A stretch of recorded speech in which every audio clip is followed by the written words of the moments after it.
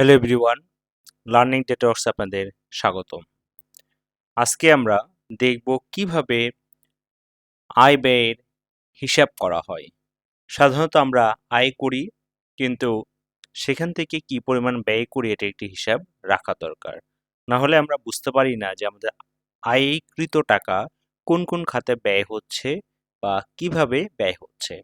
তো এটির যদি আমরা একটা মান্থ ওয়াইজ বা ডেইলি বেসিসে একটা হিসাব রাখি, তাহলে আমরা কিন্তু সহজেই বুঝতে পারবো আমাদের কোন খাতে কিভাবে খরচ হচ্ছে এবং পরবর্তী মাসে কোন খাতে কিভাবে খরচ কমানো উচিত।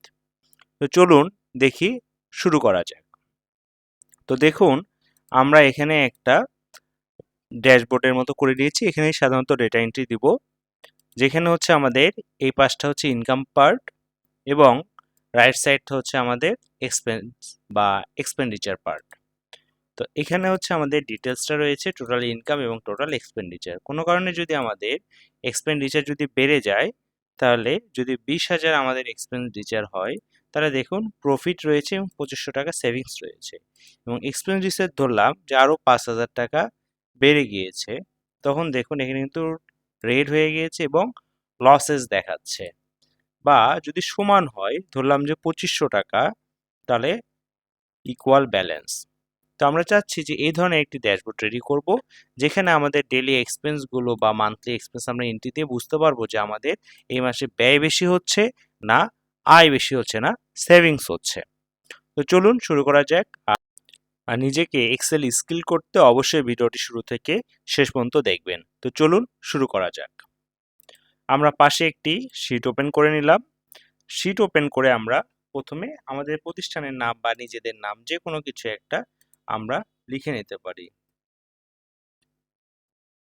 Learning DataWorks, then serial income and expenditure account balance আমরা লিখে নিই। Income and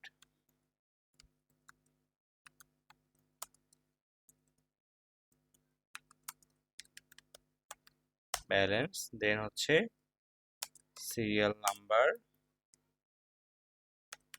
date, income details, amount, এবং আমরা একটা কলাম গ্যাপ দিয়ে পাশে পেস্ট করে দিয়ে আমরা জাস্ট ইনকাম ডিটেলসের জায়গায় আমরা দিতে পারি এক্সপেন ডিটেলস। ওকে, মোটামুটি ডান। এ কলামের A1 এবং 2 এর লেখা দেখুন আমাদের বি কলামে কিন্তু চলে এসেছে। তো আমরা এটাকে মার্জ এবং সেন্টার করে নেই। পুরোটাকে সিলেক্ট করে মার্জ এবং সেন্টারে ক্লিক করলাম, এবং দ্বিতীয়টাকেও সিলেক্ট করে মার্জ এবং সেন্টার। তো আমরা ফন্ট এই কর্নারে ক্লিক করলে পুরো শিট সিলেক্ট হয়ে যাবে। তো এখানে আমরা দিলাম টাইম নিউ রোমান্স, এবং বাই ডিফল্ট আমরা যাই লিখবো তাই আসবে 12-তে। তো এই দুটাকে আমরা বোল্ড করে নিয়ে আমাদের লার্নিং ডেটাওয়ার্কস আমরা এখানে দিয়ে দিলাম লিমিটেড, বা ছোট কোম্পানির ক্ষেত্রেও কিন্তু এটি হিসাব করা যাবে। এটিকে আমরা একটু বড় করে দিই। এটিকে আমরা দিয়েছি কত 22, তো এটাকে আমরা 14-এ বা 16-এ রাখতে পারি। দেন এগুলোকে আমরা 14-এ রেখে দিলাম। কর্নারে ক্লিক করলে দেখুন আমাদের কিন্তু তার ডেটা ডেটা অনুযায়ী কিন্তু কলামের মানে স্পেসটি নিয়ে নিয়েছে। এখন আমরা একটু বর্ডার দিয়ে দিই। আমরা সেলগুলো সিলেক্ট করলাম, করে কন্ট্রোল প্রেস করে আবার বাকি সেলগুলো সিলেক্ট করে নিলাম, নিয়ে এখন এই যে অল বর্ডারে আমরা দিয়ে দিয়েছি। তো পুরোটাকে সিলেক্ট করে আমরা যদি এখান থেকে যে থিঙ্ক আউটসাইড বর্ডার দিয়ে দিই, বা এগুলোকেও যদি আমরা একটু থিঙ্ক আউটসাইড বর্ডার দিয়ে দিই, তাহলে দেখতে খুব ভালো লাগবে। এবং এই দুটার জন্য থিঙ্ক আউটসাইড বর্ডার। আমরা যদি একটু কালার দিয়ে দিই, এখান থেকে আমরা একটু ইয়েলো কালার, এবং ইনকাম এক্সপেন্সের ক্ষেত্রে আমরা একটু হালকা ব্লু। আর এটি যেহেতু ইনকাম পার্ট, আমরা সাধারণত একটু গ্রিন কালারটা ইউজ করি, এবং এই পাশটা আমরা ইউজ করলাম হচ্ছে রেড কালার। তো মোটামুটি ডান। এখন যদি আমরা ডেটা এন্ট্রি দিই, আমরা সিরিয়াল নাম্বার 1 2 3, তো এইভাবে আমরা প্রতি মাসেরটা করতে পারবো। এটাকে আমরা ড্র্যাগ করে দিলাম, এবং মিডিল অ্যালাইনমেন্টের জন্য আমরা এই যে সেন্টার এবং এই যে মিডিল অ্যালাইনমেন্ট দিয়ে দিলাম। এবং ডেট, তো ডেটটা হচ্ছে আমরা ধরলাম 1 মে 2025। 025। তো ডেটটাকেও আমরা এভাবে ড্র্যাগ করে দিলাম এবং শর্টকাট একটি অপশন এই ডেটটাকে আমরা ড্র্যাগ করে দিলাম। তো আমরা চাচ্ছি যে না এখানে মান্থ লিমিট লেখা থাকবে, তাহলে শিফট কন্ট্রোল 3 প্রেস করবেন। দেখুন এটি কিন্তু চেঞ্জ হয়ে গেছে। সেম এইভাবেও আমরা সিরিয়াল নাম্বার দিয়ে আমরা এটিকে মিডিল অ্যালাইনমেন্ট এবং সেন্টার দিয়ে আমরা ড্র্যাগ করে দিতে পারি। সেম অ্যাজ ডেট, এখানেও আমরা ধরলাম যে আমরা মে মাসের ডেটা নিয়ে কাজ করব 2025 এবং এটাকেও আমরা ড্র্যাগ করে দিয়ে শিফট কন্ট্রোল 3 প্রেস করলাম এবং দেখুন আমাদের এই লেখাগুলো কিন্তু সাইডে রয়েছে। তো এই পুরোটাকে সিলেক্ট করে আমরা এই যে সেন্টার এবং মিডিল অ্যালাইনমেন্ট দিলাম, আমাদের লেখা কিন্তু মিডলে চলে এসেছে এবং এটাকে বোল্ড করে দিলাম। আবার যদি আমরা একটু কর্নারে ক্লিক করে ডাবল ক্লিক করি, দেখুন একদম আমাদের ফরম্যাট কিন্তু মোটামুটি ডান। তো এখন আমাদের এখানে কি আসবে, টোটাল ইনকাম এবং টোটাল এক্সপেন্ডিচার আসবে। তো এখানে আমরা লিখে নিতে পারি যে হচ্ছে একটু দেখি যে ব্যালেন্স মান্থ ফর মে 2025। তো আমরা এখানে লিখে দিলাম ব্যালেন্স মান্থ ফর মে 2025। এখানে লিখলাম হচ্ছে ডিটেলস আর এখানে লিখলাম হচ্ছে অ্যামাউন্ট। এটাকে আমরা এই কলামটাকে মার্জ করে দিলাম এবং ডিটেলসের এখানে লিখলাম হচ্ছে টোটাল ইনকাম আর এখানে লিখি হচ্ছে টোটাল এক্সপেন্ডিচার। ওকে, ডাবল ক্লিক করলে তার স্পেস মতো জায়গা নিয়ে নিয়েছে। এখন টোটাল ইনকাম আর ক্যালকুলেশনটা আমরা একটু পরে দেখতেছি। এই ফন্টটাকে আমরা এখানে 14 দিয়ে দিই, ডাবল ক্লিক করে একটু টেনে দিই, জায়গা নিয়ে নিয়েছে এবং এগুলোকে আমরা সাধারণত 12 আছে, এটাকে আমরা একটু 14 দিয়ে দিই। এটাকে আমরা একটু বোল্ড করে দিই এবং বর্ডার দিয়ে দিই এবং অল বর্ডার্স এবং এটাকে এখানে আমরা ক্যালকুলেশন যখন দেখব তখন এভাবে প্রফিট লস বা সেভিংস কিভাবে আসে এটা আমরা দেখি। এটাকে আমরা একটু মিডিল অ্যালাইনমেন্ট সেন্টার দিয়ে রাখলাম এবং বোল্ড করে রাখলাম। ওকে, এখন আমরা ক্যালকুলেশনটা দেখি। তো ইনকাম আমাদের কি কি ইনকাম হতে পারে, যে আমরা কার আর রেন্টে দিয়েছি। তো রেন্ট থেকে দেখা যাচ্ছে আমাদের প্রতি মাসে 10,000 করে ইনকাম হচ্ছে। তারপর আমাদের একটি শপ রয়েছে, শপ রেন্টে দেওয়া রয়েছে। তো শপ থেকে দেখা যাচ্ছে প্রতি মাসে আমাদের 12,000 টাকা ইনকাম আসে। তো আমরা জব করি, তো স্যালারি দেখা যাচ্ছে স্যালারি আমাদের হচ্ছে 50,000 স্যালারি আসে। তো সেখানে আমরা একটা টিএডিএ পাই। তো টিএডিএ দেখা যাচ্ছে ধরে নিলাম আমরা 15,000 এর মতো। তো এইভাবে আমাদের মান্থলি ইনকামগুলো হয়। এটাকে আমরা অ্যাকাউন্টিং ফরম্যাটের জন্য কমা দিয়ে নিলাম। তো এইভাবে আমাদের মান্থলি ইনকাম হচ্ছে। তো পাশাপাশি কি হচ্ছে, আমাদের এক্সপেন্সও হচ্ছে। তো এক্সপেন্স গুলো কি, এক্সপেন্স গুলো যে আমরা হচ্ছে হাউস রেন্টে থাকি, হাউস রেন্ট দিতে হয় আমাদের প্রতি মাসে হয়তো বা 15,000 টাকা।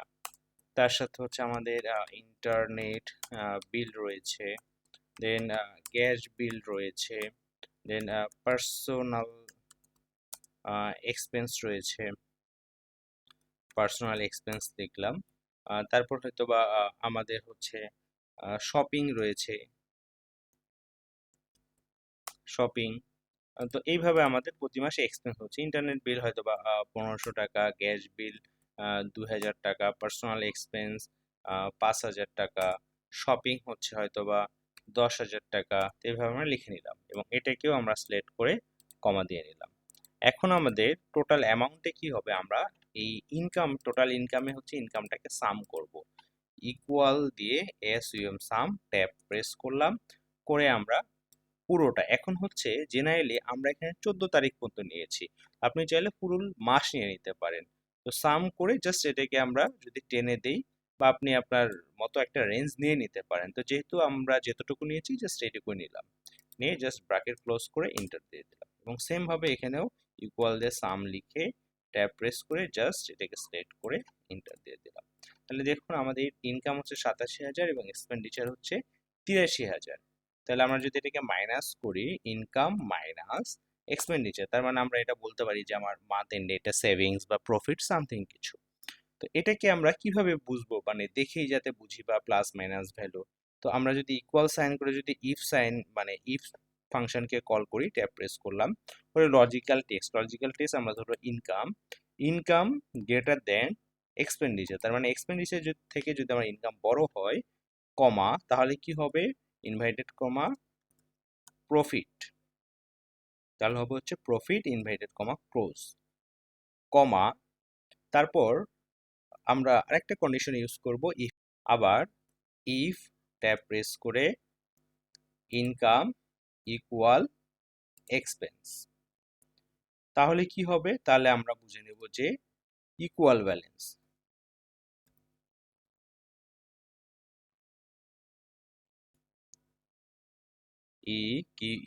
Equal balance inverted comma close, comma, তারপর দেখেন আমরা ট্রু এতক্ষণ লিখলাম, যদি ফলস হয় তাহলে কি হবে, ইনভাইটেড কমা দিয়ে আমরা লিখব লসেস ব্র্যাকেট ক্লোজ, এবং ইনভাইটেড কমা ক্লোজ এবং ব্র্যাকেট ক্লোজ, এবং যেহেতু দুইবার আমরা ইফ ইউজ করতেছি তো দুইবার ব্র্যাকেট হবে ইন্টার। দেখুন আমাদের এখানে কি দেখাচ্ছে, প্রফিট, যেহেতু এই টাকাটা আমাদের বেশি আছে, তো এটাকে আমরা একটু বোল্ড করে এটা আমরা 14 করে দিই, দিয়ে এটাকে আমরা মিডিল অ্যালাইনমেন্ট এবং সেন্টারে দিয়ে দিলাম। এখন দেখুন আমরা কিন্তু প্রফিট পেয়ে গিয়েছি, কিন্তু আমরা চাচ্ছি যে না এটা কালার হয়ে যাবে, এই জন্য কি করতে হবে, কন্ডিশন ইউজ করতে হবে। কন্ডিশন ইউজের জন্য আমরা এটাকে সিলেক্ট করে কন্ডিশনাল ফরম্যাটে চলে গিয়ে হাই সেলস রুলসে চলে যাব, গিয়ে টেক্সট দ্যাট কন্টেন্টসে চলে যাব।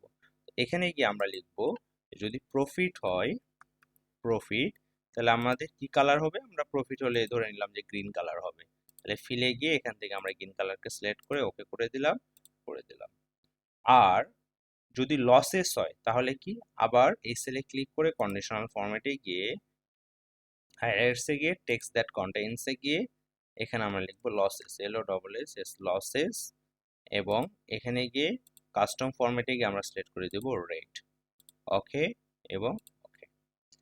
এখন আমরা এটাকে একটু কালার দিয়ে দিই, এটাকে আমরা একটু ইয়েলো কালার দিলাম এবং হেডিংয়েও ইয়েলো কালার দিলাম। এখন দেখুন আমাদের 53,500 টাকা হচ্ছে আমাদের প্রফিট ছিল, 53,000 টাকা, তো আমরা ধরলাম যে কোনো একটা পারপাসে আমাদের 60,000 টাকা খরচ হয়ে গেছে। দেখুন এটি কিন্তু অটো রেট হয়ে যাচ্ছে এবং এক্সট্রা কত টাকা খরচ হয়ে গেছে সেটি কিন্তু আমাদের বের হয়ে যাচ্ছে। বা ধরলাম যে আমাদের এখানে 55,000 টাকা এক্সট্রা খরচ হয়েছে, তাও কিন্তু আমরা লসে রয়েছি। তো এখানে যদি সাপোজ আমরা 53,500 লিখি, তাহলে দেখুন কিন্তু ইকুয়াল হয়ে যাচ্ছে, ইকুয়াল ব্যালেন্স, এবং এখানে কিন্তু গ্রিন কালার আসতেছে, মানে মানে ইয়েলো কালার আসতেছে, অন্য কোনো কালার আসতেছে না। আবার ইনকাম যদি আমাদের এখানে 1,00,000 টাকা বেড়ে যায়, তাহলে দেখুন আবার কিন্তু আমাদের প্রফিট হচ্ছে এবং এক্সট্রা 1,00,000 টাকা বেশি এটা কিন্তু দেখাচ্ছে। তো এইভাবেই খুব সহজে কিন্তু আমরা ফ্যামিলি এক্সপেন্স এবং ছোট প্রতিষ্ঠান বা এক মালিকানা প্রতিষ্ঠানের এক্সপেন্সগুলো এবং ইনকামগুলো খুব সহজে বের করে একটা মান্থলি ক্যালকুলেশন করে রাখতে পারি, যে আমাদের ব্যয় বেশি হচ্ছে না খরচ বেশি হচ্ছে, তাহলে আমাদের খরচটাও কিন্তু খুব কম হবে, একটা লিমিটের মধ্যে থাকবে। তো আশা করি আপনাদের ভিডিওটি ভালো লাগবে, ভিডিওটি ভালো লাগলে অবশ্যই লাইক কমেন্ট এবং শেয়ার করতে ভুলবেন না। তো দেখা হচ্ছে নতুন কোনো ভিডিওতে, সে পর্যন্ত ভালো থাকবেন, সুস্থ থাকবেন।